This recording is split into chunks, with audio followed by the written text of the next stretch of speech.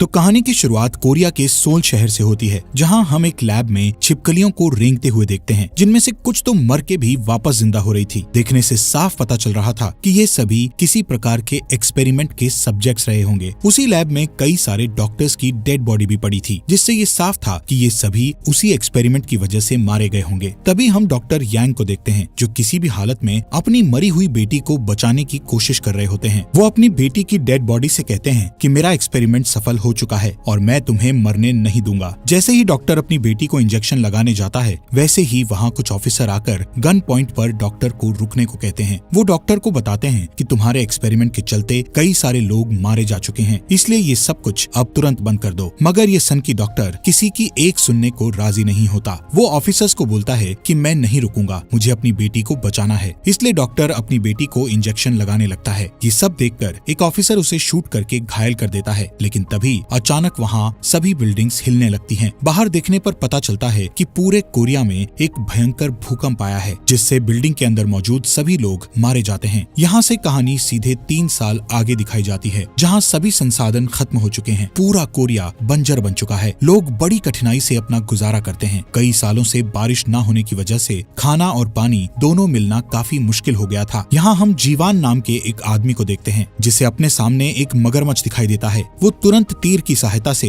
उस मगरमच्छ को मार डालता है। जैसे ही जीवान उसकी तरफ बढ़ता है, तो वो मगरमच्छ एक बार फिर जिंदा हो जाता है और जीवान पर हमला कर देता है। जीवान की किस्मत अच्छी थी कि उसी समय नमसान वहाँ आ जाता है और मगरमच्छ को पकड़कर उसका सर काट देता है। नमसान और जीवान दोनों ही बहुत अच्छे दोस्त हैं। ये दोनों अपना गुजारा करने के लिए मिलकर जानवरों का शिकार किया करते हैं और शिकार किए हुए जानवर का मांस ले जाकर पास ही की मार्केट में बेचा करते थे। बदले में लोग उन्हें पीने के लिए पानी और अन्य चीजें लाकर दिया करते थे। दोनों दोस्त मार्केट में उस मगरमच्छ का मांस बेच रहे होते हैं कि तभी केट नाम की एक लड़की खाने के बदले बहुत सारा सोना ऑफर करती है, मगर ये दोनों ही उसे लेने से मना कर देते हैं, क्योंकि भूकंप के बाद सब कुछ तबाह हो चुका था। इसलिए अब किसी की कोई वैल्यू नहीं रह गई थी। मगर वो लेडी कहती है कि सब कुछ ठीक हो जाने के बाद इसे यूज कर लेना, जिस पर जीवान गुस्सा होकर कहता है कि ये कभी ठीक नहीं होगा। दरअसल वो लेडी नमसान पर लाइन मार रही थी, लेकिन नम उसे इग्नोर करते हुए एक मरा हुआ सांप उसे खाने के लिए दे देता है। वहीं लाइन में अपनी बारी का इंतजार कर रही सूना नाम की लड़की अपनी दादी के साथ आकर नमसान से मिलती है। सूना की दादी बताती है कि वो नमसान को तब से जानती है जब से उसने सूना की जान बचाई थी। इस पर नमसान कहता है कि सूना मेरी बच्ची जैसी है। तभी मौका देखकर जीवान भी सूना पर ट्राई मारते हुए कहता है कि देखो मैंने ये मगरमच्छ मारा है, लेकिन सूना इसे इग्नोर करते हुए कहती है कि मैंने अंकल नमसान के लिए पेंटिंग बनाई है, जिसे देख नमसान बहुत खुश होता है। सूना मांस लेकर निकल ही रही होती है कि तभी हम देखते हैं कि कुछ गुंडे आकर लोगों के साथ बदमाशी करने लगते हैं और कहते हैं कि हमें एक आदमी की तलाश है। दरअसल ये गुंडे अपने साथ कुछ लोगों को ले जाने आए थे।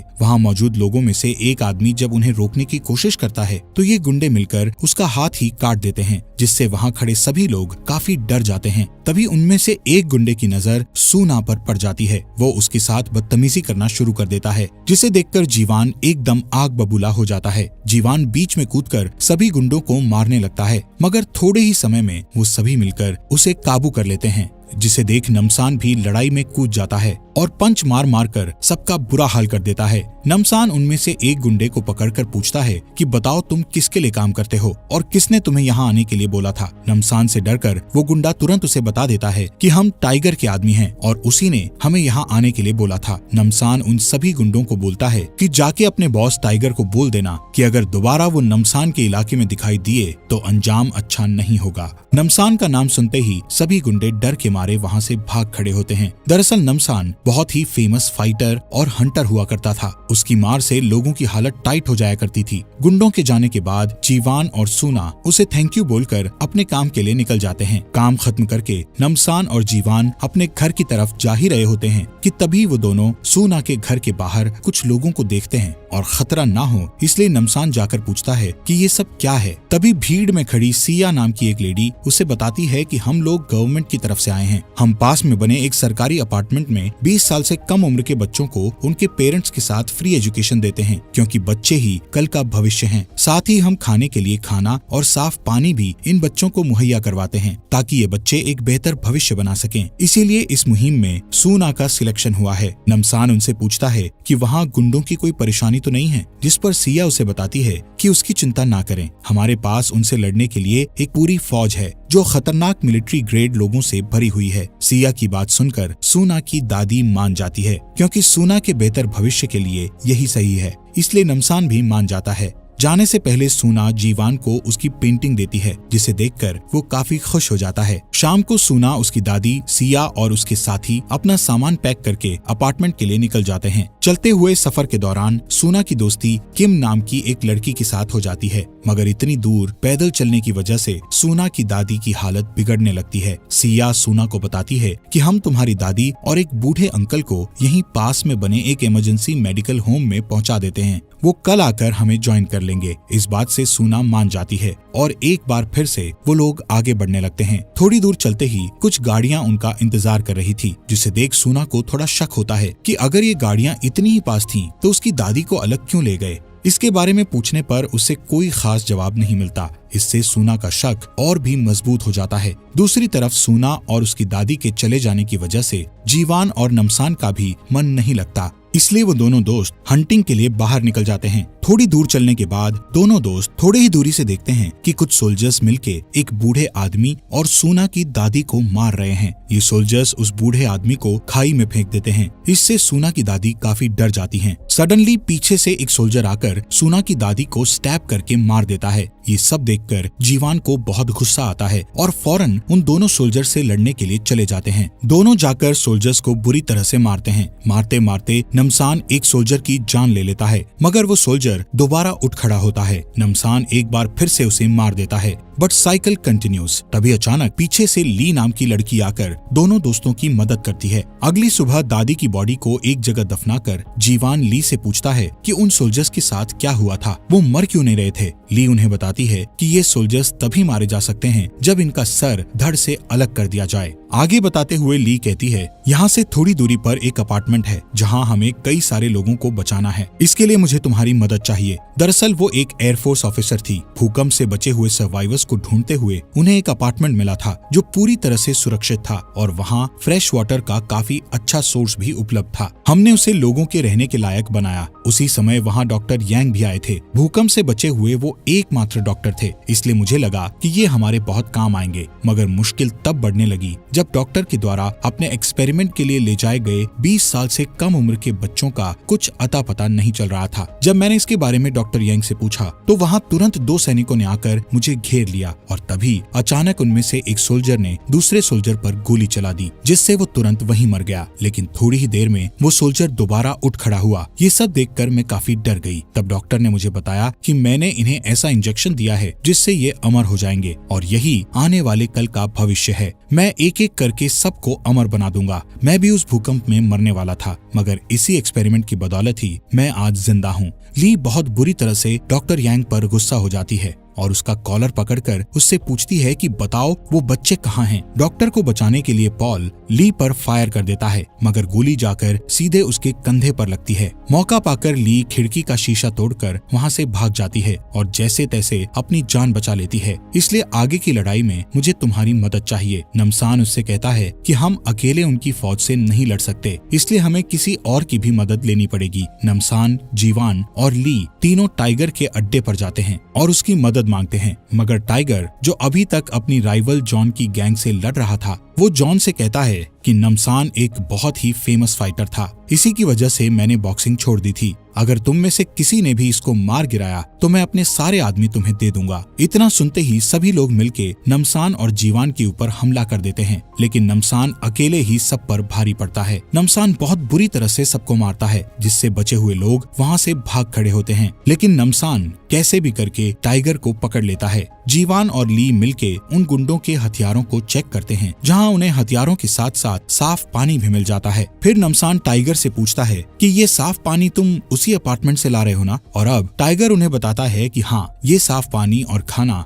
हमें वहीं से मिल रहा है। बदले में हम उनके लिए लोगों को सप्लाई करते हैं, लेकिन आजकल उनकी डिमांड 20 साल से कम उम्र के बच्चों की हो गई है। इसलिए हमारे लोग उस दिन तुम्हारे इलाके में आए थे, हम उन लोगों को भी उन्हें ही देने वाले थे। इस बात से जीवान और ली काफी गुस्सा होते हैं, मगर नम उन्हें रोक लेता है और जोर का पंच टाइगर को मारकर उसे बेहोश कर देता है। दूसरी तरफ अपार्टमेंट में सिया सूना और बाकी बच्चों को क्लास की तरफ लेके जाती है। तब वहाँ किम के माता पिता पूछते हैं कि हम बच्चों से कब मिल सकते हैं। तब सिया उन्हें बताती है कि तुम पेरेंट टीचर मीटिंग में उनसे मिल सकते हो। इतना कहकर सभी युवाओं को 8th फ्लोर पर ले जाते हैं, जहां उनके रहने के लिए साफ कमरा, नल से आता हुआ साफ पानी, अच्छे भोजन, इन सब की व्यवस्था थी। मगर इन बच्चों के पेरेंट्स को इन लोगों ने नीचे बेसमेंट में काम करने के लिए रखा है, जहां ये लोग उन्हें हर वक्त मजदूरों की तरह काम करने के लिए फोर्स करते हैं। सिया डॉक्टर यांग को बताती है कि हमारे यहाँ किम और सूना नाम की 2 स्टूडेंट्स आई हैं, जो एक्सपेरिमेंट के लिए एकदम परफेक्ट हैं। डॉक्टर उनसे कहता है कि ठीक है कि दोनों लड़कियों का अच्छे से ख्याल रखो, साफ खाना और पानी उन्हें हर वक्त खिलाते पिलाते रहो। क्लास में सूना नोटिस करती है कि वहाँ प्रेजेंट सभी बच्चे बहुत ही अजीब तरह से उन्हें देख रहे थे और सभी बच्चों की गर्दन पर एक कट का निशान भी था। सूना सिया से पूछती है कि अगर आपके पास इतना ही साफ पानी है कि नहाने के लिए भी इस्तेमाल किया जा सकता है, तो हम इसे बाहर के लोगों के साथ क्यों नहीं बांट सकते। इस बात पर सिया कुछ नाराज हो जाती है और सूना को कुछ अजीब सा जवाब देती है, जिससे सूना बिल्कुल भी संतुष्ट नहीं होती। सिया बच्चों को पढ़ाना शुरू करती है, मगर सूना का ध्यान पढ़ाई में बिल्कुल भी नहीं लग रहा था। तभी वहाँ अचानक से क्लास में डॉक्टर यांग आकर कहते हैं कि बच्चे ही कल का भविष्य हैं, इसलिए उनके लिए अच्छा खाना और शुद्ध पानी बेहद आवश्यक है। ये खाना पानी खास आपके लिए प्योरीफाई करके तैयार किया जाता है। इतना कहते ही यांग के लोग बच्चों को खाना और पानी डिस्ट्रीब्यूट करने लगते हैं, मगर सूना को इन सब बातों पर शक होता है,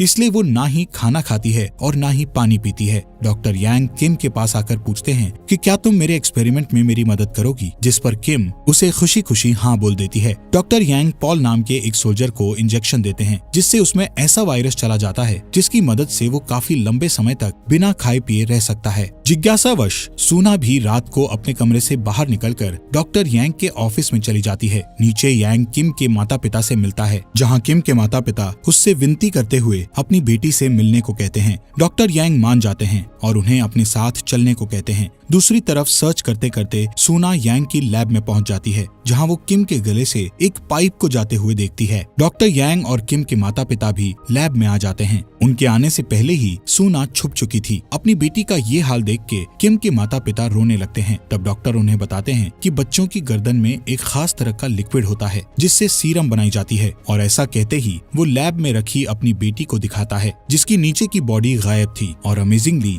आधा शरीर होने के बावजूद भी उसका दिल धड़क रहा था। ये देख किम के माँ बाप डर जाते हैं और अपनी बेटी को छुड़ाने की कोशिश करते हैं। इसी बीच सिस्टम में आई गड़बड़ की वजह से किम की जान चली जाती है, जिससे गुस्सा होकर डॉक्टर यांग कहते हैं कि देखा, इसीलिए मुझे किसी का डिस्टरबेंस पसंद नहीं है। वो किम के माता पिता को वहीं मार डालता है। जब डॉक्टर हाथ धोने के लिए जा ही रहा होता है, तभी वो सूना को देख लेता है और उसे पकड़कर उसी टेबल पर लिटा देता है। डॉक्टर उसे बताते हैं कि हम तुम्हें जो खाना पानी दिया करते हैं, उससे एक लिक्विड तुम्हारे जैसे बच्चों के गले में बनता है। उससे हम एक सीरम को रेडी करते हैं, जिससे कोई भी व्यक्ति बिना खाए पिए काफी दिनों तक जिंदा और शक्तिशाली रह सकता है। इतना कहते ही वो सूना के गले पर कट लगा देता है। इधर नमसान अपने दोस्तों के साथ एक ट्रक को लेकर अपार्टमेंट में घुस जाता है और उससे नीचे उतरकर अपने सामने आने वाले सभी सोल्जर्स को शॉटगन से उड़ा देता है। ली की मदद से ये तीनों आगे बढ़ते हैं। आगे चलकर ली अपने दोस्तों को बुरे हाल में देखती है, इसलिए वो उनकी मदद करने का फैसला कर लेती है। लेकिन अब कुछ नहीं हो सकता था, क्योंकि डॉक्टर के एक्सपेरिमेंट फेलियर ने उन्हें ज़ॉम्बीज में बदल दिया था। इसलिए वो लोग सभी ज़ॉम्बीज को पकड़ पकड़ कर मारने लगते हैं, जिसमें नमसान की गोलियां खत्म हो जाती हैं। फिर वो एक तलवार लेकर बचे हुए ज़ॉम्बीज पर हमला कर देता है। थोड़ी ही देर में नमसान सभी ज़ॉम्बीज का सफाया कर देता है। दूसरी तरफ डॉक्टर यांग सूना की बॉडी से निकले फ्लूइड को अपने अंदर इंजेक्ट कर लेता है, मगर इससे ठीक होने की बजाय उसकी तबीयत और भी ज्यादा खराब हो जाती है, क्योंकि सूना ने कभी भी उस पानी की एक बूंद तक को नहीं पिया था। इस वजह से उसके फ्लूइड में कोई चेंज नहीं हुआ। इससे गुस्सा होकर डॉक्टर सूना को मारने ही वाला था कि तभी जीवान आकर उसे रुकने के लिए बोलता है, मगर इतने में ही उसके पीछे से एक सोल्जर आकर उस पर हमला कर देती है। जीवान और सूना दोनों बेहोश पड़े हुए थे। इसी मौके का फायदा उठाकर डॉक्टर अपने साथ ही अपनी बेटी को लेकर वहाँ से भाग निकलता है, पर जाने से पहले यांग बिल्डिंग में एक बॉम्ब ब्लास्ट कर देता है, जिससे वहाँ एक बहुत बड़ा धमाका होता है। होश में आने पर नमसान भागकर जीवान और सूना को ढूंढने लगता है। वो दोनों को लैब में बेहोश देखता है, इसलिए ली की मदद से उन्हें बाहर निकाल कर ले आता है। But on the other hand doctor के बाहर निकलते ही सभी लोग उसे घेर लेते हैं और उसे बुरी तरह से मारने लगते हैं। उनमें से एक व्यक्ति यांग के हाथ से बैग लेकर सारी सीरम तोड़ देता है, जिससे गुस्सा होकर डॉक्टर यांग अंधाधुंध फायरिंग शुरू कर देता है। इससे कई सारे लोग अपनी जान से हाथ धो बैठते हैं, मगर इसी मैसेकर के दौरान कुछ गोलियां डॉक्टर की बेटी को भी लग जाती है, जिस वजह से वो वहीं मर जाती है। मीनवाइल सभी बच्चे आजाद होकर अपने माता पिता से मिलते हैं। सभी लोग अपने परिवार से मिलकर काफी खुश होते हैं, सिवाय एक डॉक्टर के, क्योंकि वो अपनी बेटी की ऐसी हालत देखकर काफी रोने लगता है।